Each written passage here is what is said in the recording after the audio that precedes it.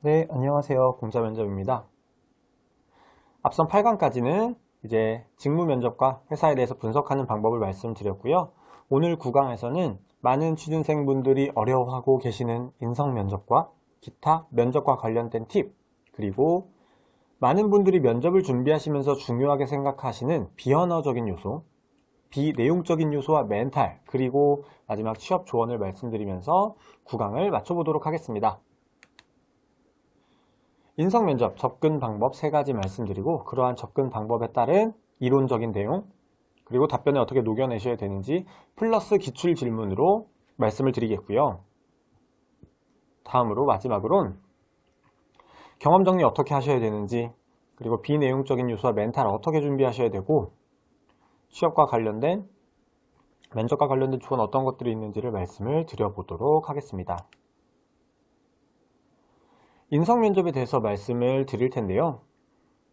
그러면은 인성면접을 이제 준비를 하시면서 이제 많은 취준생분들이 힘들어 하시는데 인성면접을 왜 기관들에서 볼까? 이거를 처음부터 정말 근원적인 이유부터 한번 생각을 해보시면 좋을 것 같습니다. 사람의 인성을 질문 몇 가지를 한다고 수치화해서 점수를 매긴다? 네, 저는 이건 불가능하다라고 생각을 합니다. 그럼 도대체 기관에서 인성면접을 왜 볼까? 저는 이렇다라고 생각을 합니다. 인간 홍길동의 인성을 보는 게 아니라요. 우리 공단 혹은 우리 공사, 우리 연구원에 입사하고자 하는 홍길동 신입사원의 인성을 본다라고 생각을 합니다. 그러면 그 기관에 맞는, 그 기관의 임직원에 맞는 혹은 신입사원에 맞는 인성은 무엇일까? 저는 이 조직 적합성과 기업의 관점 이 2가지가 가장 중요하다고 생각을 합니다. 첫 번째, 이 신입사원 홍길동이라고 하는 신입사원이 우리 기관에 들어와서 기존에 있는 우리 기관의 직원들과 얼마나 잘 어울릴 수 있을지. 두 번째, 취준생의 관점에서 자신만의 관점에서 얘기를 하는 게 아니라 사회인, 직장인의 관점에서 내가 속하고 싶은 조직, 기업, 부서, 팀의 입장에서 얘기를 할 줄 아는지 이 2가지 요소가 인성면접에서 가장 중요하다고 생각을 합니다. 다음 3번째는 우선순위인데요. 우선순위는 면접에서 간혹가다 이제 순발력을 요하는 질문들이 주어집니다. 가령 예를 들어서 면접장에 있는 사물로 본인을 표현해 보시겠어요? 혹은 가장 감명 깊게 본 책이나 영화, 존경하는 인물 이러한 유형의 질문들이 주어질 수 있을 것 같은데요. 이러한 질문 좀 뒷부분에서 우선순위를 어떻게 설정하셔야 되는지 말씀을 드려보도록 하겠습니다. 그러면은 다시 처음부터 조직 적합성 이거를 면접에서 어떻게 준비하셔야 되고 녹여내셔야 되는지를 한번 말씀을 드려보도록 할게요. 여기 적어 놓았지만 동료 선후배와 어울리셔야 되고 입사 이후에 기존의 동료 선후배랑 어떻게 어울릴지를 말씀하셔야 된다 라고 이렇게 적어 놓았는데요. 예시로 이제 상황 질문, 인성 질문을 말씀을 드렸는데 이런 예시를 한번 들어보고 싶습니다. 제가 실제 취업을 준비하면서 한 기관의 인턴 면접을 봤는데요. 그때 당시 제 옆에 계신 지원자분께서 뭐라고 말씀을 하셨냐? 질문이 본인과 잘 맞지 않는 사람의 유형은 어떤 부류가 있는지 말씀을 해주셔라 라고 질문을 들었는데 그분께서는 답변을 저는 금융권에서 일한 경력도 있고 아버지에게 어렸을 때부터 교육을 받았기 때문에 시간 약속을 지키지 않는 사람과 상종도 하지 않고 정말 싫어합니다.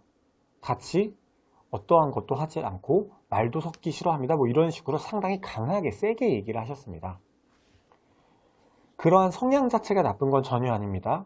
하지만 공공기관에 입사를 하시고자 하는 사람이 면접장에서 하실 적합한 답변인지는 좀 생각을 해봐야 될 것 같아요. 왜 그러냐면 분명히 각 기관에는 시간 약속에 대해서 조금 잘 지키지 않는 사람도 있을 것이고 모든 공공기관이 시간을 지키는 게 가장 1순위의 우선순위를 갖고 있는 건 아닙니다. 가령 정말 급하게 업무 연락이 내려오거나 혹은 정부의 지시가 내려오거나 혹은 상부의 결제가 떨어진다면 결정하기 어려운 문제이기 때문에 토의를 하다가 시간이 좀 딜레이가 되거나 연기가 될 수도 있겠죠.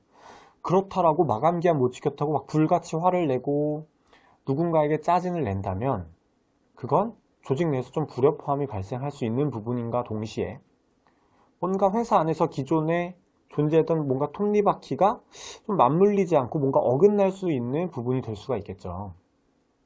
그런 성향이 잘못된 것은 아니지만 무언가 나의 성향을 너무 세게 드러내거나 너무 강하게 드러내는 것은 조직 생활에 있어서 별로 좋은 태도는 아니겠죠. 왜냐하면 당연히 조직 생활을 할 때는 나만 존재하는 것이 아니라 타인을 배려해 주어야 하기 때문에 시간 약속 안 지키는 거 당연히 나쁜 거라는 거 알지만 너무 세게 얘기를 하신다면 면접에서 면접관들이 저 지원자를 뽑을까 말까 좀 약간 주저하게 되는 이유가 될 수도 있습니다. 그러면 저라면은 이렇게 좀 유하게 말씀드리는 걸 추천을 드리고 싶어요. 가령 예를 들어서 시간을 잘 안 지키는 사람과 제 성향이 좀 잘 맞지 않는 것 같습니다. 혹은 시간을 잘 안 지키시는 분들과 같이 협업을 할 때 좀 갈등이 생기는 경우가 있었습니다. 이 정도로 좀 톤을 낮춰서 말씀을 하시는 게 좀 더 적합한 면접 답변의 방법이지 않을까 생각을 합니다. 그럼 이런 조직 적합성과 관련해서 상황 질문과 인성 질문을 받으실 수도 있을 거라고 적어 놓았는데요. 상황 질문은 무엇이냐면 하나의 상황을 가정하여서 여러분들에게 그러한 상황에서 여러분은 어떻게 행동하실 거냐를 물어보는 질문입니다. 그래서 이런 조직 적합성과 관련된 질문은 이런 게 있을 수 있겠죠. 여러분들이 입사를 하셔서 6시에 일을 마치고 퇴근을 하려고 하시는데 동료들이 다 야근을 하고 있습니다. 그럴 때 지원자는 어떻게 하시겠어요? 라는 질문에 공공기관이고 규정이 중요하고 주 52시간에 워라밸이 중요하니까 저는 동료분들이 야근을 하고 계셔도 퇴근하겠습니다. 라고 하실 분들은 아마 안 계시겠죠? 그러면은 야근을 분명히 도움을 드려야 된다라고는 해야 될 텐데 왜 야근을 도와드려야 된다고 할까?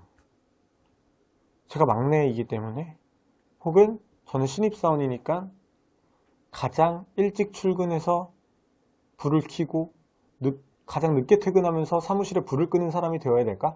이건 너무 옛날 느낌의 답변이죠. 그럼 요즘 느낌의 그런 답변은 어떤 게 있을까? 조직 적합성이라는 기준을 녹여내신다면 좀 답변을 생각하시는데 도움이 되실 것 같아요. 그래서 저라면 이렇게 답변을 할 것 같아요. 네, 저는 당연히 야근을 도와드리겠습니다. 같은 부서의 동료분들이 힘드신 일이 있어서 야근을 하시는 거기 때문에 제가 도와드릴 수 있는 부분을 최대한 찾아서 도움을 드려야 된다고 생각을 합니다. 그렇게 된다면 추후에 제가 좀 어려운 일이 있거나 힘든 일이 있다라고 했을 때 동료분들도 제 일을 좀 도와주실 수 있는 그런 상황이 만들어지지 않을까 생각합니다. 혹은 네, 당연히 야근을 도와드리겠습니다. 야근을 도와드리면서 제가 일과 시간에 처리하는 업무와 좀 함께 처리할 수 있는, 일괄적으로 처리할 수 있는 업무가 있다면 제가 좀 한꺼번에 처리를 함으로써 저희 부서 전체 업무량을 좀 줄일 수 있는 방법은 어떤 것이 있는지 한번 생각을 해보면서 동료분들의 야근을 도와드리겠습니다 라고 한다면 저 친구는 그냥 단순히 야근을 도와주는 게 아니라 좀 뭔가 생각하면서 야근을 도와주는 사람이구나 라는 인식을 주실 수가 있겠죠. 다음 두 번째는 기타 인성 질문입니다. 보통 예시를 들어드리는 것이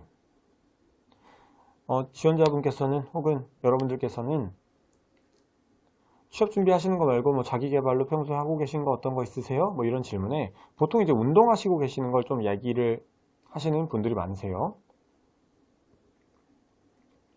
보통 운동하신다라고 한다면 운동하신다라고 답변을 하시는 분이 한 10분 정도 계신다라고 한다면 그 중에 한 6분에서 7분 정도는 답변을 이렇게 하십니다. 네, 저는 일주일 동안 주말에 일주일에 3번씩 운동을 하고 있습니다.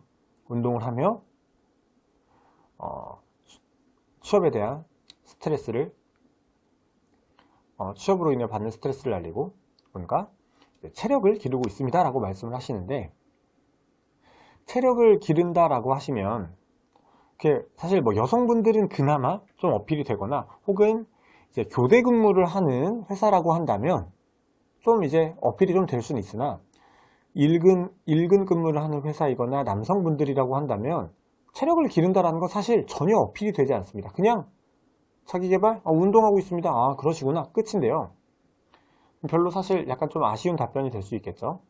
근데 여기서 한 두세 분 정도는 그런 것까지 얘기하십니다. 아까도 말씀드렸지만 내 체력을 기르고 있고 이를 통해 취업 준비 때문에 받는 스트레스도 해소하고 좀 뭐 생활에 활력을 얻고 있습니다. 이런 식으로 얘기를 하신다면 그냥 단순히 체력 기른다에 조금 더 나아가서 뭔가 스트레스도 해소하고 생활에 활력을 얻고 뭔가 동기부여를 계속 한다.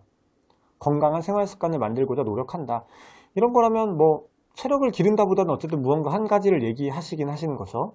이제 그 정도의 답변이 될 것 같은데 저는 운동을 만약에 하신다고 하면 이렇게까지 답변을 녹여내시는 게 좋을 것 같아요. 가령 예를 들어서 근데 저는 일주일에 3번씩 헬스를 하고 있습니다. 만일 제가 입사하게 된다면 요즘엔 헬스하는 인구도 많고 뭐 회사 건물 안에 시설이 있거나 혹은 회사 근처에 뭐 헬스장이 있을 것이라고 생각을 합니다. 동료분들과 운동법에 대한 얘기를 나누거나 같이 운동을 함으로써 좀 더 빠르게 저희 회사 동료분들이나 선배님들과 친해지는 계기를 만들고 싶습니다. 라고 한다면 이 친구는 운동하는데 뭔가 운동을 통해서 뭔가 더 플러스 알파로 우리 회사에 들어왔을 때 이렇게 좀 잘 적응하고자 그걸 활용하려고 하는구나 라는 인식을 주실 수도 있겠죠. 근데 만약에 여기서 여러분들이 뭐야 아니 운동한다고 뭐 회사에 들어와서 뭐 동료들이랑 어울린다고까지 얘기하라고 이거 너무 인위적인 거 아니야 라고 생각을 하신다면 이 정도 선까지 답변을 하시는 것도 좋을 것 같아요. 네, 저는 일주일에 3번씩 운동을 하고 있습니다. 운동을 뭐 2년 동안 하면서 헬스장에서 새로운 사람들을 만나게 되었고 그 사람들과 지속적으로 관계를 유지하면서 운동이라는 걸 통해서도 충분히 사회성을 키울 수 있고 새로운 사람들을 많이 만나볼 수 있다는 사실을 깨달을 수 있었습니다. 혹은 새로운 사람들을 만나면서 사회성을 기르고 다양한 얘기들을 들으면서 뭐 취업으로 받는 뭐 스트레스나 사회에 대한 뭐 얘기들을 좀 편하게 나누고 있습니다. 이런 식으로 나는 운동을 단순히 하고 있지만 그걸 통해 사회성을 기르고 있다. 혹은 새로운 사람들과 만나고 있다라는 말씀을 하신다면 조금 더 면접에서 같은 소재를 가지고도 좀 더 괜찮은 답변, 좀 더 면접관들에게 인상을 줄 수 있는, 좋은 인상을 줄 수 있는 답변이 되지 않을까 생각을 합니다. 다음 두 번째로 기업의 관점인데요. 나보다는 내가 속한 조직이나 기관이나 부서나 팀의 관점으로 답변을 하시는 게 좋습니다. 왜냐하면 여러분들이 입사를 하시게 되면 여러분들은 그냥 인간 홍길동이 아니라 땡땡 공단의 홍길동 사원 혹은 홍길동 주임이기 때문에 내가 자의적으로 무언가를 판단하기보다는 우리 회사의 관점이나 부서의 관점에서 무언가 생각하시고 업무를 하시게 되는 경우가 많기 때문에 뭐 가령 예를 들어서 그런 거죠. 아무리 공공기관 휴가가 자유롭고 뭐 눈치를 안 준다라고 해도 내 업무를 먼저 수행하고 내 업무에 지장이 안 가는 선에서 휴가를 내셔야지 그냥 나 업무 있지만 나 그냥 내일 회사 안 나올래. 이거는 당연히 책임감 없는 태도임과 동시에 나는 입사를 하게 되면 그 기관에 속한 사람이라 그 기관에 속해서 임금을 받고 월급을 받고 근무를 해야 되고 노동력을 제공해야 되기 때문에 나보다는 우리 부서의 관점에서 생각을 하면서 회사 생활을 할 수밖에 없습니다. 가령 예를 들어서 내 업무가 다 없고 나는 휴가를 써도 상관없는 그러한 상태지만 우리 부서의 사람들이 다 휴가를 쓰거나 뭐 외근 나가거나 혹은 뭐 병원에 입원했거나 한다라고 하면 내가 휴가를 쓸 수 없겠죠. 왜냐하면 내가 휴가를 쓰면 우리 부서에 아무도 사람이 남지 않으니 그러한 부분까지 고려하셔야 되기 때문에 나보다는 우리 회사나 우리 조직의 관점에서 접근하시는 것도 매우 중요한 사회인 혹은 직장인의 관점입니다. 그래서 이런 질문에서 뭐 딜레마 질문이나 상황 질문을 뭐 받으실 수 있을 거라고 생각을 하는데요. 딜레마 질문은 무엇이냐면 뭐 A냐 B냐 뭐가 더 중요하냐 라는 질문에서 뭐 A와 B 둘 다 뭐 둘 중에 하나를 선택하시는 건데 정말 딱 뭐 정답이 나와 있지 않은 질문, 뭐 예를 들어서 시간과 품질 중에 뭐가 더 중요하다고 생각하십니까? 리더십과 팔로우십 중에 뭐가 더 중요하다고 생각하십니까? 계획과 실천 중에 어떤 게 더 중요하다고 생각하십니까? 뭐 이런 것들이 있겠죠.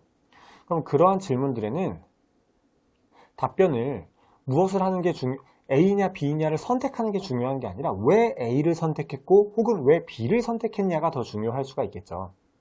그러면 딜레마 질문에 뭐 예를 들어서 시간과 품질이 있다라고 했을 때 뭐 시간을 선택하셔도 되고 품질을 선택을 하셔도 되지만 시간을 선택하셨다라고 했을 때 우리 뭐 부서의 관점에서 뭐 예를 들어서 서울교통공사나 코레일의 면접을 보신다. 그럼 당연히 어느 정도는 시간을 선택하시는 것도 중요하겠죠. 왜냐하면 코레일이나 서울교통공사 같은 철도 공기업에서 중요한 가치 중에 하나는 또 정시성이기 때문에 뭐 품질도 매우 당연히 중요하다고 생각을 하지만 저희 기관에서는 기관의 특성에 맞게 정시성이라는 가치도 매우 중요하다고 생각합니다. 따라서 품질보다는 시간이 좀 더 중요하지 않을까 생각합니다. 이러한 관점 녹여내시면 좋겠고, 또 상황 질문은 이런 질문도 받으실 수 있을 것 같아요. 상사의 승진이 걸려있는 프로젝트에서 지원자분께서 그 상사를 보조하는 역할을 맡으셨습니다. 그런데 상사가 매우 큰 실수를 저지르셔가지고 매우 많은 고객분들의 불만이 발생한 상태입니다. 그럴 때 지원자는 어떻게 행동하시겠어요? 라는 질문에 그걸 어떻게 접근을 해야 될까를 생각을 해보다가 일단 상사의 승진이 걸려 있으니 상사분을 최대한 도와드리고 제가 뭔가 최대한 책임을 진 다음에 뭔가 상사가 승진을 하시게 되면 나중에 좀 이렇게 도움을 받는 쪽이 좋지 않을까라고 생각을 하실 수도 있지만, 상사의 승진은요, 그건 정말 개인적인 문제이지 회사 입장에서는 그 상사를 승진을 안 시키면 다른 상사를 그냥 승진을 시키면 됩니다. A라는 상사가 승진을 못한다고 B라는 상사, C라는 상사가 승진을 못하는 게 아니거든요. 그러면 회사 입장에서 중요한 건 누군가의 승진이 걸려있는 것 자체가 아니라 무언가 잘못이 발생함으로써 실수가 발생하여서 고객이나 뭐 민원인들의 불만이 발생한 것이 중요합니다. 그래서 빠르게 불만을 해소하고 그런 부작용을 최소화하는 게 중요한 것이지, 누군가의 승진이 달려있기 때문에 이런 것을 잘 조율해서 좀 뭐 내가 그냥 덤탱이 쓰거나 내가 좀 뭔가 책임을 더 얻을까? 이거는 그냥 정말 개인적인 관점에서 답변을 녹여내시는 거라고 생각해 주시면 좋을 것 같아요. 회사 입장에선 고려할 상황이 전혀 아닌 거죠. 그럼 추가적으로 또 방금 예시를 들어드렸던 이 조직적 합성에서 예시를 들어드렸던 그런 야근에 대해서도 기업의 관점으로도 충분히 푸실 수 있을 것 같아요. 어떤 말이냐면, 야근을 한다. 지원자분은 어떻게 하실 것이냐? 네, 저는 당연히 야근을 도와드릴 것입니다 라고 하면서 저라면 기업의 관점을 만약에 이 답변에 녹여낸다면, 네, 야근을 당연히 도와드려야 된다고 생각을 합니다.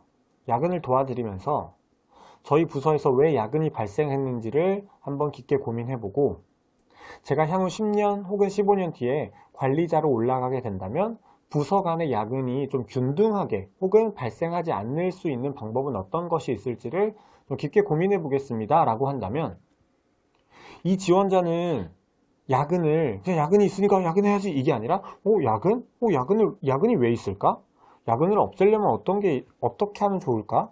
혹은 야근을 불가피하게 발생한다고 한다면 그럼 부서 간의 야근, 업무량을 좀 조정할 수 있는 방법은 어떤 게 있을까? 혹은 야근하는 사람에게 좀 더 보상책을 줄 방법은 어떤 것이 있을까? 이런 것을 고민하겠다 라는 모습을 보여주시면, 이 지원자는 좀 생각이 있구나, 좀 회사의 입장에서 좀 더 크게 생각하는 사람이 있구나 라는 인식을 주실 수가 있겠죠. 다음으로 이제 우선순위 직업 기초 능력에 대해서 말씀을 드려보도록 하겠습니다. 직업 기초 능력? 무슨 말이지?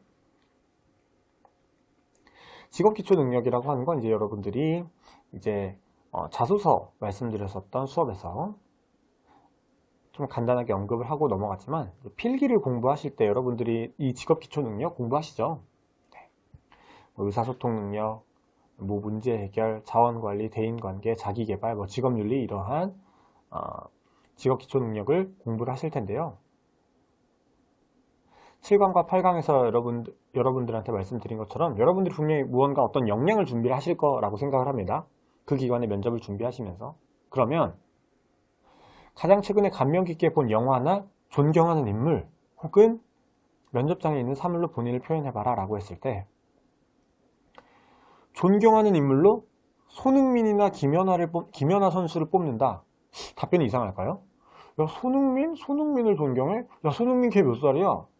나보다 한참이나 어린 애를 존경한다고? 저 지원자는 아직 뭔가 생각이 좀 잘못됐네. 혹은 존경한 인물로 뭐 세종대왕이나 이순신 장군을 뽑는다고? 그래, 그렇지. 존경하는 인물 정도가 되려면 그래, 그럼 위인 정도는 뽑아야지. 이렇게 뭐 인물 자체가 중요한 건 절대 아닙니다. 이렇게 생각하면 되게 웃기잖아요. 손흥민을 뽑았다고 잘못됐고 세종대왕을 뽑는다고 뭐 좋은 평가를 받고 혹은 나쁜 평가를 받는 건 너무 1차원적인 접근이죠. 그럼 중요한 게 무엇일까? 내가 왜 세종대왕을 존경하는지, 왜 이순신 장군을 존경하는지에 대한 이유를 말씀하시면 그 이유가 나라는 사람을 설명하는 자료가 될 수 있겠죠. 무슨 말이냐? 예를 들어서 여러분들이 소통하는 역량을 어필하시고 싶다라고 한다면 저는 세종대왕을 말씀드리고 싶습니다. 세종대왕님은 상당히 많은 업적을 가지고 계셨지만 늘 왕이라는 자리에 있으면서도 아래에 있는 신하분들과 늘 지속적으로 소통을 하시면서 본인이 갖고 계신 능력을 조금 더 잘 발휘하시면서 백성들을 위해 한글을 창제하시고 수많은 기술들을 발전시키셨습니다. 저도 늘 주변 사람들과 원활하게 소통하는 모습을 담고 싶어서 세종대왕님을 존경한다고 말씀드렸습니다. 라고 한다면 저 지원자는 평소에 소통이라는 가치를 중요하게 생각하는구나 라는 인식을 면접관들에게 줄 수가 있겠죠. 그렇기 때문에 존경하는 인물이 누구냐 보다는 왜 그 사람을 존경하는지에 대해 집중을 하셔야 되고, 그러면 그 존경하는 이유에 대해서 말씀을 하시려면 여러분들의 역량과 가급적이면 연결될 수 있는 존경하는 인물을 선택해 주시는 게 좋겠죠. 그럼 왜 우선순위라고 써놨냐? 보통 존경하는 인물 누구냐고 물어보면 여러분들의 사고의 흐름이 어떻게 되냐? 이렇게 됩니다. 존경하는 인물 누가 있죠? 엄마? 아빠? 부모님을 할까? 혹은 누구? 유명한 사람 누가 있지? 인물을 중심으로 생각을 하시게 됩니다. 그러면 인물 괜찮은 사람을 얘기를 하고 나서 그에 대한 근거가 마땅치 않게 되겠죠. 이러한 질문에는 인물을 먼저 생각을 하시는 게 아니라 내가 가장 드러내고자 하는 역량이 무엇이지? 소통? 혹은 데이터 관리? 그럼 데이터 관리와 관련된 사람이 누가 있지? 혹은 소통과 관련된 사람이 누가 있지? 이렇게 역으로 생각을 하시면 좀 더 빠르게 존경하는 인물이나 그런 조금 당황할 수밖에 없는 순발력을 요하는 질문에 답변을 좀 더 효과적으로 찾으실 수가 있습니다. 감명 깊게 본 영화라고 해도 정말 예를 들어서 어벤져스라는 영화를 말씀을 하신다. 그러면 오락 영화이긴 하지만 감명 깊게 본 영화 어벤져스, 네, 저는 사실 13년 동안 마블의 팬이었습니다. 그래서 그동안에 있었던 마블 시리즈를 다 정주행하고 2회독, 3회독을 하면서 저는 마블 영화를 너무 좋아했습니다. 그리고 마블 영화의 끝이라고 할 수 있는 어벤져스를 보면서 저는 너무 감명을 받았고 아이언맨이 어떠한 모습을 하면서 이런 걸 여러분들이 면접장에서 얘기하실 건 아니잖아요. 면접관들이 영화 평론가들은 아니니까.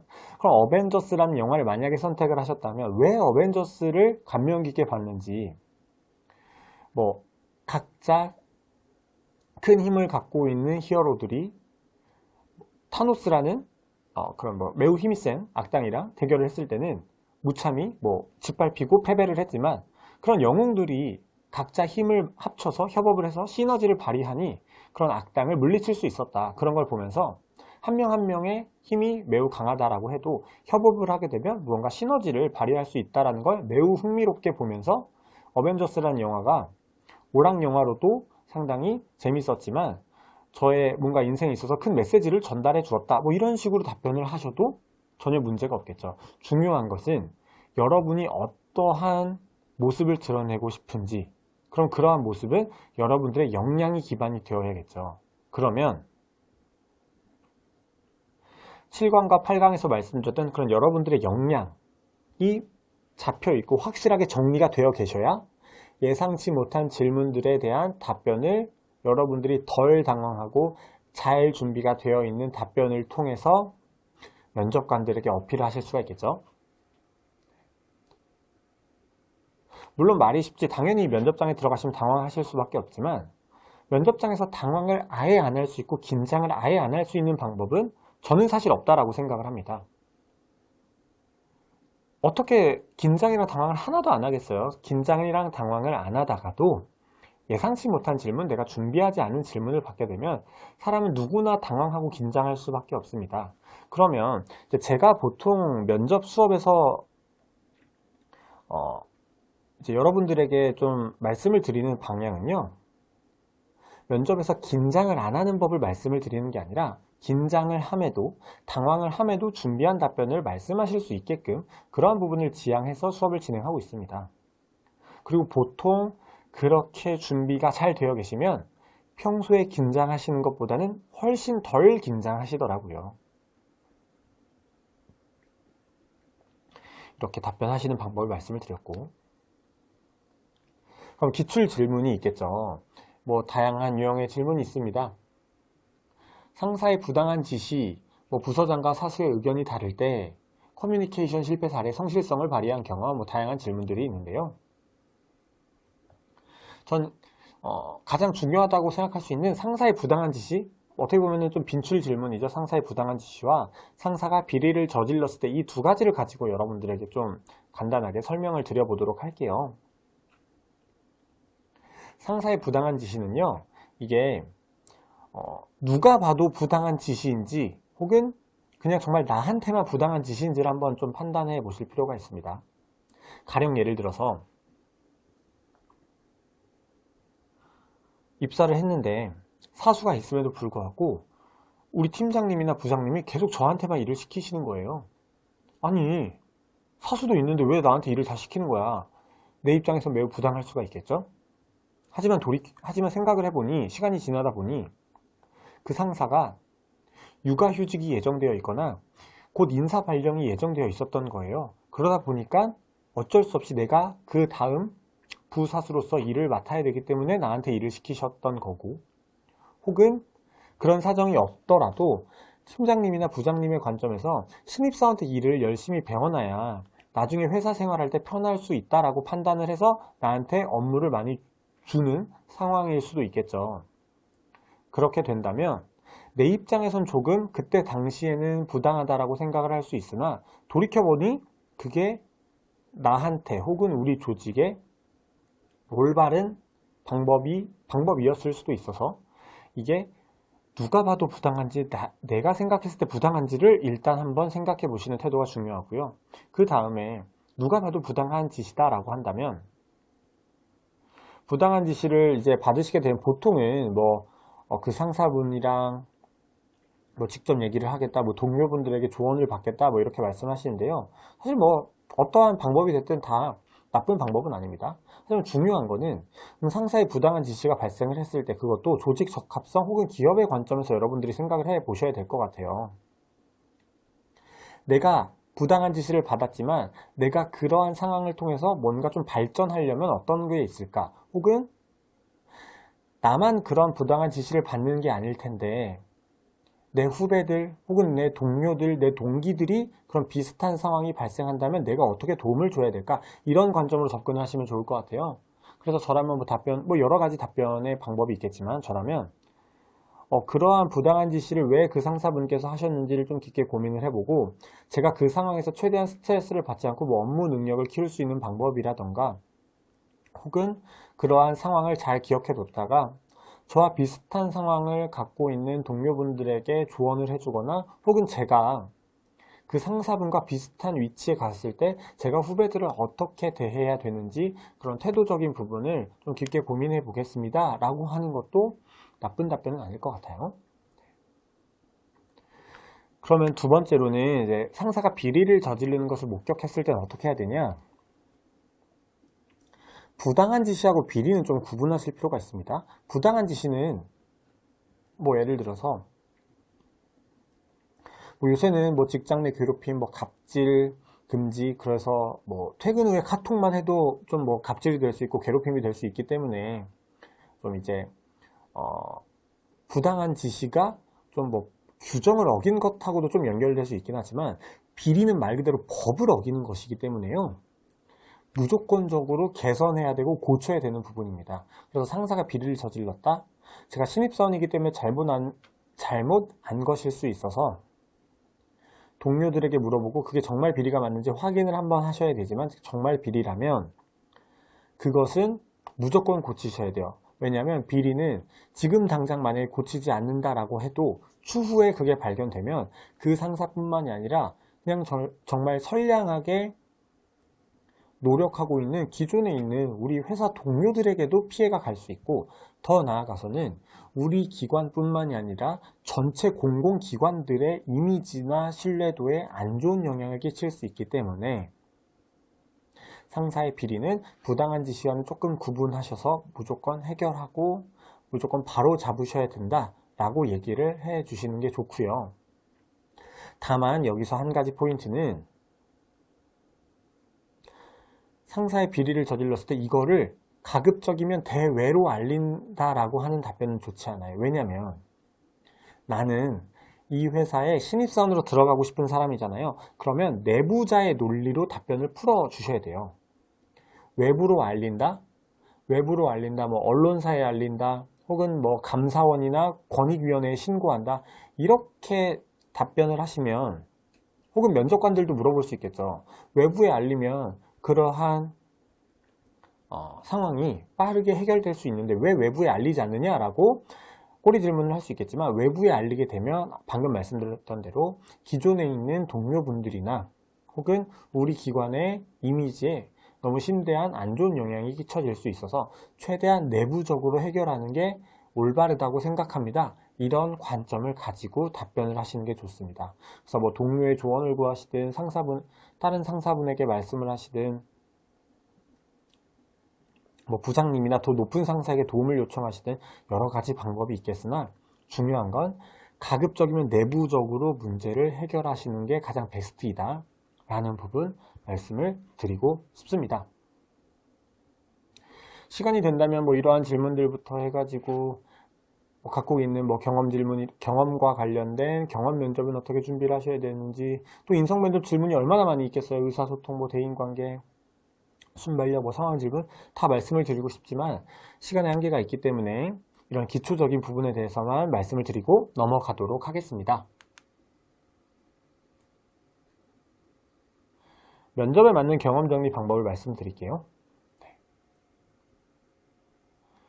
이제 여러분들이 1분 자기소개를 작성을 하시거나 자소서에 쓰신 그러한 경험들을 어떻게 이제 면접을 가시게 되었을 때 정리를 하셔야 되는지, 총 이제 뭐 7가지 방법이 있는데요. 약간 육하원칙과 비슷하다라고 생각을 하시면 됩니다. 1분 자기소개 쓰셨거나 여러분의 자소서에 쓰신 경험, 그래서 자소서 기반의 경험 면접 질문을 준비하실 때 해당 경험을 어떻게 정리하셔야 되냐. 첫 번째, 그 경험은 어떤 경험인지, 그리고 두 번째, 왜 했는지, 세 번째, 구체적인 여러분들의 역할과 어떤 일에 집중했는지, 그래서 네 번째, 어려웠던 점은 어떤 것이었고, 다섯 번째, 그걸 어떻게 극복했으며, 여섯 번째, 어떠한 성과를 냈고, 그래서 일곱 번째, 그 경험이 우리 회사에 어떻게 도움이 될 것이라고 생각을 하는지, 이 7가지 틀에 맞게 여러분들이 1분 자기소개에 쓰신 경험이나 자소서에 쓰신 경험을 정리를 하셔야 된다고 생각을 합니다. 그렇게 되어야 여러분들이 어떠한 부분에서 질문을 받으시든 여러분이 1분 자기소개나 자소서에 쓰신 경험을 가지고 얘기를 하실 수가 있겠죠. 또 꼬리 질문이 들어올 수도 있으니 이러한 부분을 정리를 하고 준비를 해 놓으셔야 여러분들이 면접장에서 받으실 수 있는 질문에 대해서 답변을 어렵지 않게 녹여내실 수 있을 것이라고 생각을 합니다.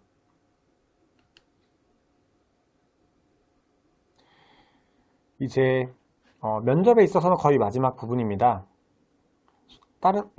많은 분들이 비언어적인 요소라고 하시는, 이제 저는 수업에서 비내용적인 요소라고 말씀을 드리는데요. 이 비내용적인 요소와 멘탈적인 부분을 말씀을 드려보도록 하겠습니다.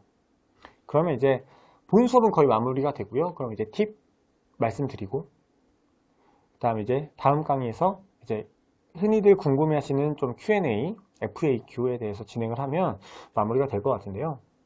이제 비내용적인 요소, 이제 제가 오리엔테이션 때도 아마 이제 언급을 해드렸던 것 같은데, 저는 면접에 있어서 이런 태도적이고 비내용적인 요소는 무조건 부차적이라고 생각을 합니다. 왜 그러냐? 지금까지 제 수업을 들으셨으면 아실 거예요. 결국 면접에서 중요한 건 내용적인 부분에서 내가 차별화를 해서 내 역량을 통해서 회사에 어떻게 구체적으로 기여할 수 있을지, 내가 얼마나 조직에 적합한 사람이고 기업의 관점을 생각을 하는지 그걸 면접관 분들에게 전달하는 게 중요하지, 목소리 좋고 눈빛 좋고 시선 좋고 인사 잘하고 발걸음이 자신감이 있고 이걸로 결국 사람을 뽑을까요? 저는 이러한 비내용적인 요소에 대해서 중요하게 생각하는 부분은 여러분들이 면접에 대해서 올바른 정보가 없으시기 때문이라고 생각을 합니다. 그 이유에 대해서 두 가지로 말씀을 드릴게요. 첫 번째, 일단 지원자분들 간 이런 비내용적인 요소는 별로 큰 차이가 나지 않습니다. 여러분들이 그동안 면접 스터디, 모의 면접을 통해서 혹은 필기 스터디나 여러 과정을 통해 인턴을 하시면서나 여러 과정을 통해 같이 공공기관 취업 준비하시는 분들 보셨을 텐데, 그때 오, 저 사람 진짜 최악이야. 오, 저 사람 진짜 목소리 왜 저래? 오, 저 사람은 진짜 표정이 너무 안 좋다 라고 하시는 분을 별로 못 보셨을 거예요. 대부분 공공기관 준비하시는 분들 조용조용 하시고 성격 둥글둥글 하시고, 점심 뭐 드시겠어요? 저는 아무거나 괜찮아요. 저희 스터디 언제 할까요? 저는 아무데나 괜찮아요. 다 이렇게 얘기하시는 분들이 많으십니다. 문제집 뭐 풀까요? 저는 아무거나 다 괜찮습니다. 이렇게 하시는 분들이 많으세요. 그렇다라고 하는 건 이런 지원자들 간 비내용적인 요소에 있어서 크게 차별화가 되지 않는다, 크게 변별력이 나지 않는다 라는 부분 첫 번째. 그리고 두 번째는요, 그럼 여러분들이 이러한 비내용적인 요소를 짧은 기간, 면접을 준비하는 기간이 보통 필기 합격하고 면접을 준비하시면 짧으면 일주일, 일주일보다 더 짧을 때도 있죠. 길어봤자 정말 길어야 한 달 면접 준비하시는데요. 한 달 동안 이런 비내용적인 요소를 다 고치고 들어가서 면접장에서 잘 발휘할 수 있다? 저는 절대 불가능이라고 생각을 합니다. 하면 안 되는 실수만 안 하시면 돼요. 이제 제 주변 가장 친한 친구 중에 한 명이 실제 현직으로 아나운서로 일하고 있어서 이제 이런 부분에 대해서 저도 고민을 하고 물어보니, 그리고 그 아나운서 친구가 열심히 노력하는 모습을 옆에서 지켜보니 최소 6개월, 길면 1년 동안 계속 뉴스 대본 읽고요, 예능 대본 써가지고 읽고요, 맨날 그런 것들을 연습을 합니다. 아나운서 분들은 6개월, 1년 동안 맨날 그걸 연습해야 내 목소리에 힘이 실리고 복식 호흡을 해서 목소리가 좀 더 안정감 있게 나오지, 고작 일주일에서 한 달 연습한다고 이런 비내용적인 요소가 얼마나 개선될까? 저는 그렇게 큰 의미가 없다라고 생각을 합니다. 근데 이제 공중부랑 너무 좋은 기회로 이렇게 여러분들한테 강의를 해드릴 수 있어서 좋은데, 학원들 가면요, 정말 노크 해가지고 인사부터 해서 발걸음은 어떻게 들어오고 이런 걸 가르치는데 그게 얼마나 중요할까 싶어요. 대부분 면접장 가보시면요, 녹화하고 인사하면 지원자 인사하지 말고 빨리 와서 앉으세요 라고 하시지, 면접관들이 인사를 이렇게 하는구만 체크하시고 발걸음이 상당히 자신감이 넘치는구만 점수 주고, 절대 아닙니다. 물론 사람 대 사람으로 만나는 거니까 그러한 외적으로 풍기는 요소들이 당연히 평가에 영향을 미칠 수는 있겠죠. 하지만 그렇게 여러분들이 입을 열기 전에 영향을 미친다라고 해도 내가 답변을 정말 그 기관에 잘 준비해서 답변을 하시면 보통 그러한 분들이 면접에서 좋은 결과를 받으십니다. 그렇지 않다라고 하면 솔직히 면접 수업을 제가 이 5강, 6강, 7강, 8강, 9강 이렇게 5강이 오면서 면접에 대해서 말씀을 드릴 이유가 사실 없죠. 왜냐? 발걸음 자신 있게 걸으시고 시선 처리 잘 하시고 표정 웃으시고 눈빛 좋게 하시고 목소리 좋게 하시면 되는데, 굳이 제가 앞에 나와서 기업 분석을 어떻게 해야 되고 여러분의 역량 어떻게 준비하셔야 되고 이런 내용을 굳이 말씀드릴 이유가 없겠죠. 왜냐? 그런 비언어적인 부분에서 준비하면은 면접 뭐 다 끝났는데 굳이 네. 기억 분석 그렇게 어렵게 머리 싸매가면서 할 필요가 없겠죠. 그렇기 때문에 이런 비내용적인 요소는 내가 준비한 내용적인 부분을 잘 전달하는 데 있어서 방해가 되지 않을 정도만 되면 됩니다.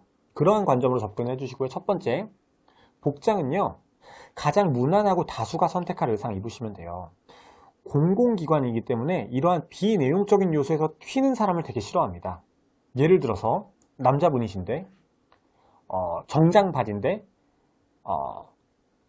바지를 너무 짧게 입으셔가지고 그러니까 뭐 복숭아뼈 보이는 정도뿐만이 아니라 아예 약간 칠부 바지처럼 입으시거나 혹은 너무 좀 꽉 끼게끔 입으시거나 뭐 여성분들 치마가 너무 짧으시거나 이러면은 당연히 사람의 시선이 그쪽으로 쏠릴 수밖에 없어서 내가 전달하고자 하는 내용보다 그런 외적인 부분에 면접관들이 더 신경을 쓰시겠죠.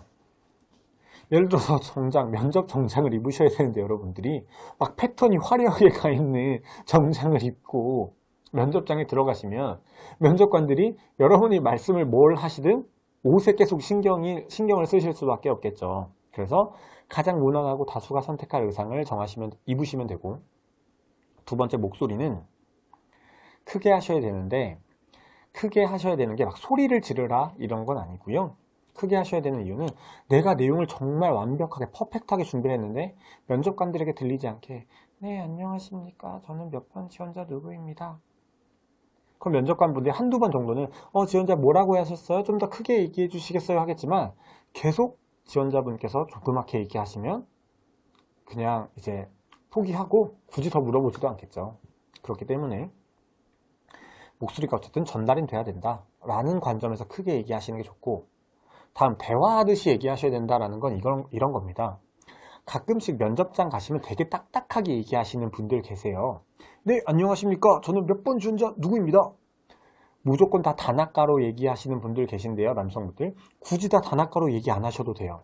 물론 면접이 농담 따먹기는 아니니까 뭐 그러셨어요? 이런 질문 저 예상 못했는데 어떻게 질문하셨어요? 저 한 30초만 좀 생각해 볼게요. 이렇게 우스꽝스럽게 얘기하시는 분들은 안 계시지만 그렇다고 얘기를 하시면서 요자를 섞으신다고 잘못되는 거 전혀 아닙니다. 딱딱하게 얘기를 하면요 듣는 사람도 딱딱하게 듣습니다. 만약에 제가 여러분들에게 수업을 네 안녕하십니까 여러분 저는 공자 면접입니다. 비내용적인 요소에 있어서 총 9가지에 대해서 말씀을 드리도록 하겠습니다. 첫 번째 무엇입니다 라고 한다면 이미 지금 들으시면서 저 사람 뭐야 귀에 거슬리시게 되죠.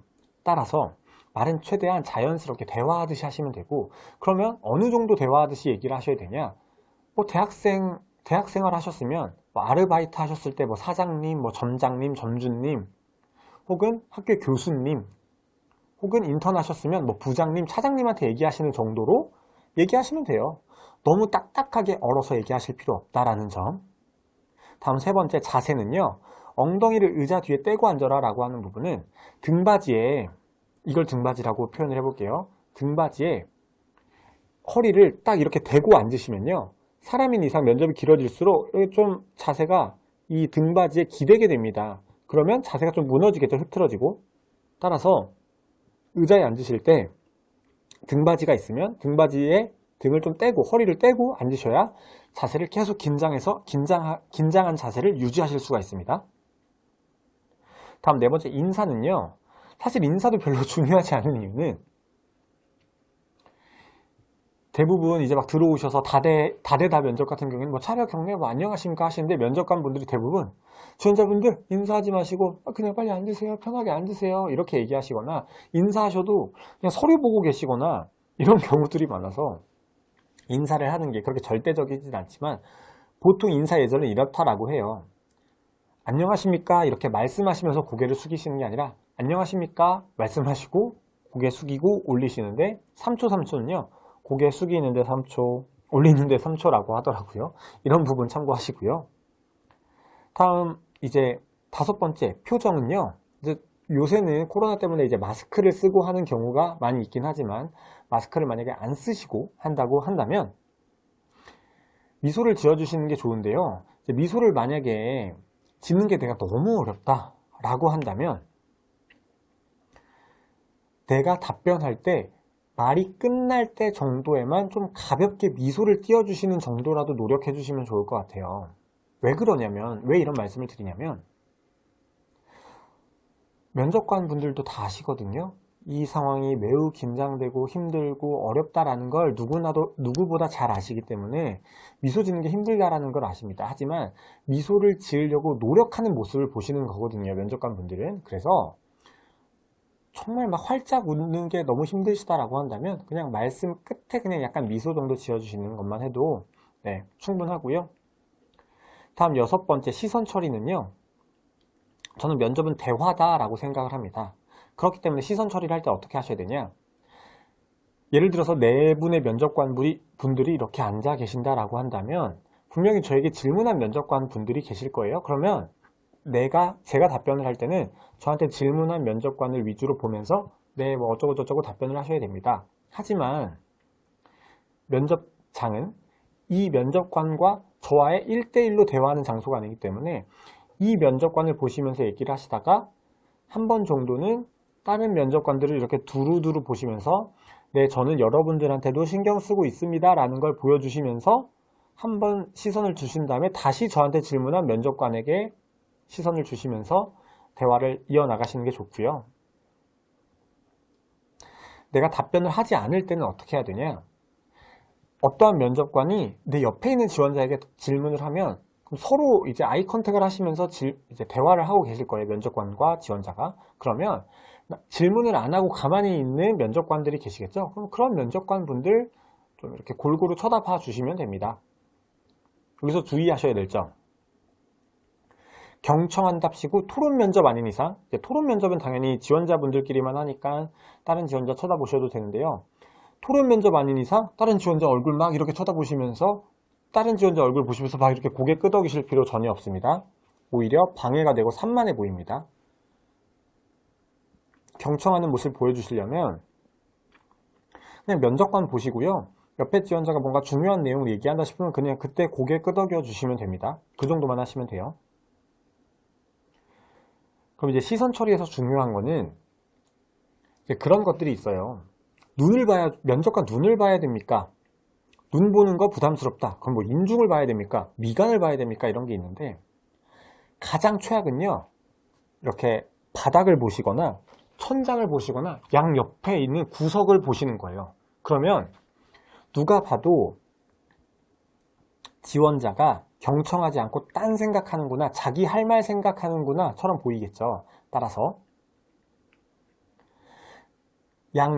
너무 양옆 구석 혹은 밑에 바닥, 천장만 피하시고 면접관의 얼굴이 지금 이제 저는 화면으로 보이니까 제 얼굴 이렇게 어깨부터 해가지고 얼굴까지 이렇게 직사각형을 그려보도록 할게요. 그러면 여러분들이 이제 제가 면접관이라고 한다면 이 시선 안에만 보시면 돼요.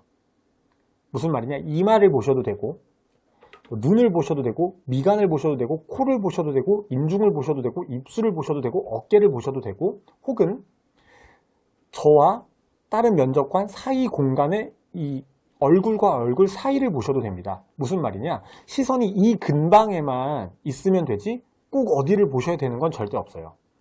피하셔야 되는 바닥, 천장, 양옆 구석만 피하시면 되고 그냥 이 근방에만 시선이 있으면 된다라고 생각해 주시면 돼요. 네. 현직 아나운서에게 들은 팁이기 때문에 이거는 그냥 뇌피셜로 말씀을 드리는 게 아닙니다. 시선 처리할 때 눈 보는 거 부담스러우면 면접관 분들도 사실 지원자분들 눈 보는 게 그렇게 편하지만은 않습니다. 그래서 한 이 정도, 이 바운더리 안에만 시선이 있으시면 돼요. 다음 이제 제스처는요. 보통 이제 남성분들은 양 무릎 위에다가 이렇게 손을 이렇게 놓으시고 답변하시고 여성분들은 이렇게 손을 포개셔서 있으신데 제스처도 마찬가지로요. 쓰시려면 자신 있게 쓰세요. 이렇게 뭐 말씀하시면서 쓰시면 되는데 주의하셔야 될 거 첫 번째, 안 쓰실 거면 안 쓰시고 가만히 계시면 되는데 손을 막 움찔 이렇게 막 막 소위 말해 깔짝깔짝 하시는 분들이 계세요. 눈에 거슬리거든요. 쓰실 거면 자신감 있게, 안 쓰실 거면 가만히. 두 번째 안 좋은 거, 자신 있게 쓴답시고 손을 막 계속 이러는 거예요. 이렇게. 그러면은 그것도 산만해 보여서 한 번 쓰실 때 그냥 한두 번 정도만 딱 자신 있게 쓰시고 나머지는 그냥 가만히 있으시는 게 좋습니다. 아니면 그 자리에서 가만히 있으시거나 말을 멈추시고 나서 다시 원상복귀 하시면 되지, 막 손을 계속 이렇게 펼쳤다 저렇게 펼쳤다 이렇게 펼쳤다, 손을 가급적이면 몸 안을 벗어나지 않는 게 좋고요. 이 정도 막 손을 이렇게 양옆으로 펼치는 것보다는 몸 안에 있는 게 가장 좋습니다. 고개는 아까 말씀을 드렸죠. 다른 지원자 쳐다보시지 말라고. 다음 8번째, 말의 속도는요, 빠르게 말하시면 안 좋습니다. 왜 그러냐, 빠르게 말하면 면접장에서 목소리가 좀 붕 뜨고요, 외운 티가 나게 됩니다. 면접장에서 외운 티가 나면 왜 안 좋냐면, 지원자분의 답변을 현직자가 써줬는지 학원 선생님이 써줬는지 뭐 부모님이 써줬는지도 알 수가 없기 때문에 외운 티가 나면 면접관 분들은 무조건 평가를 유보하고 꼬리 질문을 하거나 혹은 평가를 내리지 않고 다음 질문을 한 번 더 던져서 그때도 답변을 잘하면 그때서야 좋은 평가를 내립니다. 그리고 말이 빠르면 당연히 전달이 잘 안 되고요. 예를 들어서 제가 말을 좀 빠르게 한번 해보면, 네, 안녕하세요. 여러분들 비내용적인 요소에 대해서 9가지를 말씀드려보도록 하겠습니다. 첫 번째, 복장입니다. 복장은 어떻게 무난하고 가장 다수가 선택할 의상을 말씀하셔야 됩니다. 두 번째, 목소리입니다. 목소리는 당연히 크게 말씀하셔야 되고 대화하듯이 말씀하셔야 됩니다. 이렇게 말을 빨리 하게 되면 목소리가 붕 뜨고 전달이 잘 안 됩니다. 제 입장에서는 분명히 뭘 얘기를 했는데 내가 잘 전달이 된 것 같은데, 듣는 사람 입장에선 저 사람이 뭘 얘기를 한 것 같기는 한데 너무 빨리 지나가서 머릿속에 남지 않는 거죠. 그러면 빨리 말하시게 됨으로써 나는 아무것도 얘기를 안 한 것과 다를 바 없는 상황이 되는 겁니다. 그렇기 때문에 최대한 간결하게 얘기하시는 걸 추천을 드리고 싶고요. 빠르게 말하는 걸 평소에 좀 연습하시려면 어떻게 하셔야 되냐, 여러분들이 얘기하시는 걸 좀 녹음해 보시고, 뭐 면접 스터디 하시거나, 보통 이제 면접 스터디를 하시면 말이 빠르다라는 피드백을 좀 받으시면 그게 습관적으로 말을 빨리 하시는 분들이 계세요. 그러면 말을 좀 녹음하시면서 일부러 말을 좀 천천히 하시는 연습, 혹은 말 한 문장 한 문장마다 호흡을 하시는 연습, 한번 숨을 크게 들이마시시던지 아니면 라고 호흡을 하시면서 말씀을 이어나가시던지, 이렇게 하시면 말이 조금은 천천히 말의 속도가 조금 더 느려질 겁니다. 마지막 9번째는 말을 입에 익혀라. 무슨 말이지? 네. 결국 면접장에서 이 비언어적인 혹은 비내용적인 요소에서 가장 차이 나는 부분 딱 한 가지입니다. 긴장을 많이 하냐 적게 하냐. 그러면 아까도 말씀드렸죠. 저는 긴장을 많이 함에도 덜 당황하고 준비가 된 답변을 하시는 걸 제 수업의 지향점으로 삼고 있습니다. 그렇기 때문에 그럼 긴장을 함에도 말을 잘하려면 어떻게 해야 될까? 저도 여러 번의 모의 면접을 봤는데요. 여러 수많은 취준생분들을 만나봤지만 긴장을 하시면 말을 정말 버퍼링이 되게 심하게 걸리시는 분들이 계세요. 네, 제 역량은 의사소통 능력입니다. 제가 만일 입사하게 된다면, 버퍼링 너무 심하죠? 긴장은 누구나 하실 수 있습니다. 대신 내 말을 듣는 사람도, 면접관 분들도 제가 긴장한다라는 걸 알아요. 하지만 내가 생각한 답변이 전달은 되어야 돼요. 그렇게 되려면 말을 입에 많이 익히셔야 돼요. 내가 머릿속으로 외우고 있는 거랑 내가 말을 잘할 수 있는 거는 다릅니다. 저도 처음에는 이런 수업 자료를 다 제가 만든 것임에도 불구하고 말하기가 힘들었어요. 왜냐? 다 알고 있는 내용임에도 불구하고 말을 해본 적이 없으니 어디서 쉬어야 되는지, 어디서 강조점을 둬야 되는지 조금 찾기가 힘들더라고요. 1분 자기소개. 여러분이 쓰시고 외우셨죠? 머릿속에 외우고만 가시면 면접장에서 물 흐르듯이 하실 수가 없습니다. 말을 많이 하셔야 돼요.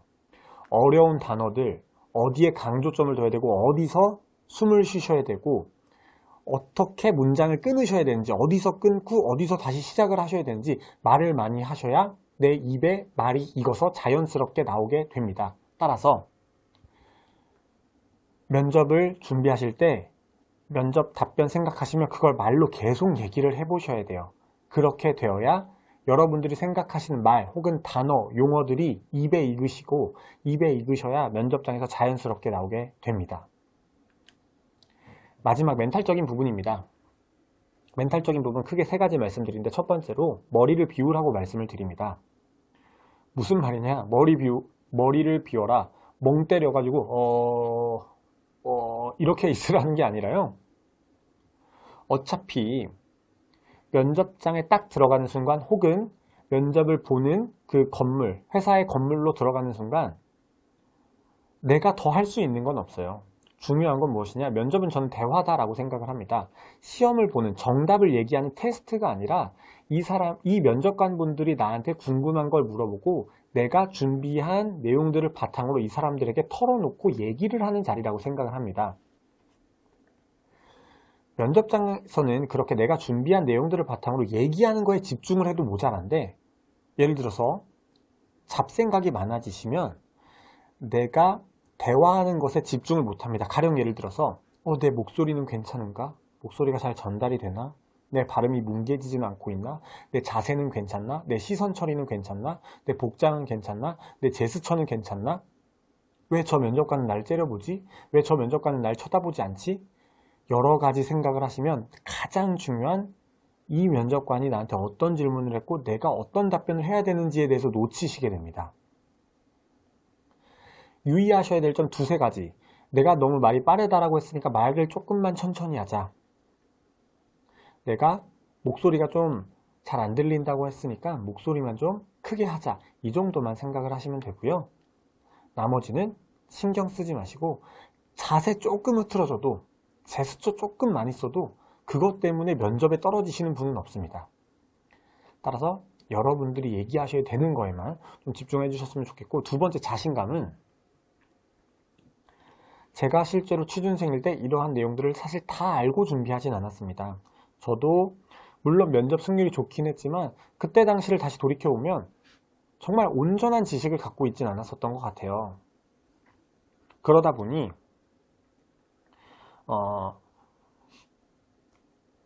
좀 뭔가 좀 지식이 그때 당시 지금의 기준으로 봤을 때 좀 부족하지 않았나라고 생각을 하지만, 여러분들한테 이렇게 지금 9번째 강의 그리고 다음 강의까지 10 강의 동안 많은 것을 말씀드렸으니 이런 부분에 대해서는 숙지를 하시면 내가 충분히 많은 내용을 알고 간다, 내가 생각하는 것이 정답이다 라고 생각하시면 좀 자신감을 갖고 면접장에 들어가셨으면 좋겠고요. 세 번째, 너무 쫄지 말라라고 하는 건 면접장에서 후회는 다 끝나고 집에 가시면서 하셔도 늦지 않습니다. 내가 이렇게 말하는 거 잘못 말했나? 내가 괜히 이렇게 말했나? 저 면접관들 왜 이렇게 날 안 좋게 쳐다보지? 여러분들이 입사를 하셔야 그 사람들과 여러분이 뭐 부장님, 뭐 본부장님, 사장님, 이사장님이 되는 거지, 그 전에는요 그냥 지나가는 아저씨 아줌마일 뿐입니다. 여러분들이 면접장에서 받으실 수 있는 가장 최악의 결과는 무엇이냐? 면접에서 떨어지시는 거죠. 물론 당연히 기분이 안 좋고 좀 불쾌하지만 면접에서 떨어진다고 그 기관에서 야, 저 사람은 왜 이렇게 우리 기관 면접을 대충 준비했어? 우리 법무팀 있지? 저 친구 고소해. 우리 저거 그냥 넘어가면 안 되겠다 라고 하시던가, 혹은 저 사람 면접 왜 이렇게 못하는 거야? 저거 영상으로 찍어서 유튜브에 올리자, 뭐 이렇게 해서 망신 주는 경우는 없거든요. 면접을 떨어지면 당연히 기분 나쁘죠. 하지만 그게 끝입니다. 면접을 떨어질 수도 있고 그 다음 면접 붙으면 되는 거죠. 면접에서 너무 일희일비 하셔가지고 이거 너무 잘했나 이거 못했나, 면접장에서는 최대한 잡념을 버리시고 내가 얘기하시는 거에만 집중하셔야 됩니다. 이미 흘러간 답변, 이미 끝난 답변은 내가 어떻게 주워 담을 수 없거든요. 그렇기 때문에 면접장에서는 앞으로 나올 질문과 답변에만 좀 집중을 해 주시는 태도를 가져 주셨으면 좋겠습니다.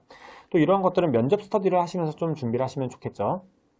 뭐 공준모에서도 면접 스터디 구하시는 분들 많으시니까 이렇게 준비를 하시면 좋을 것 같고요. 마지막 면접과 관련된 취업 조언 말씀드리면서 마치겠습니다. 왼쪽에 있는 취업 조언 두 개는 이제 자소서와 관련해서 자소서 수업 때 말씀을 드렸었기 때문에 우측에 있는 취업에 대한 조언만 말씀을 드리도록 하겠습니다. 첫 번째, 서류 필기는 예선이다. 예선 통과 기준을 맞추자라고 말씀을 드렸는데요. 사실 공공기관 최종 합격하는 데 있어서 필기가 중요하냐 면접이 중요하냐, 사실 뭐 닭이 먼저냐 달걀이 먼저냐 라는 질문도 될 수 있겠지만, 사실 뭐 어떻게 보면은 필기가 가장 중요하죠. 필기의 배수가 가장 크니까 뭐 그건 당연히 부정할 수 없는 사실입니다. 하지만 모든 공공기관의 최종 전형은 면접입니다. 필기만 잘 본다고 최종 합격까지 시켜주는 기관은 없어요. 그렇기 때문에 서류 전형의 경우에도 한 번 붙으면 두 번 붙고 세 번 붙고 네 번 붙고, 필기의 경우에도 한 번 붙는 게 어렵지 한 번 붙으면 두 번 붙고 세 번 붙고 네 번 붙습니다. 무슨 말이냐, 합격권이 정해져 있으면 그 합격권에 내가 한 번 넘게 되면 계속해서 넘을 수 있는 것이지, 한 번 합격하고 한 100번 떨어지고 또 한 번 붙고 100번 떨어지고 이런 경우는 잘 없습니다. 그래서 서류와 필기는 예선이다. 결국 가장 마지막 단계는 면접이니 서류와 필기를 빠르게 합격권에 맞춰놓자 라는 부분을 말씀을 드렸고, 마지막 사례 정리를 해둬라. 미리 할 수 있는 면접 준비다.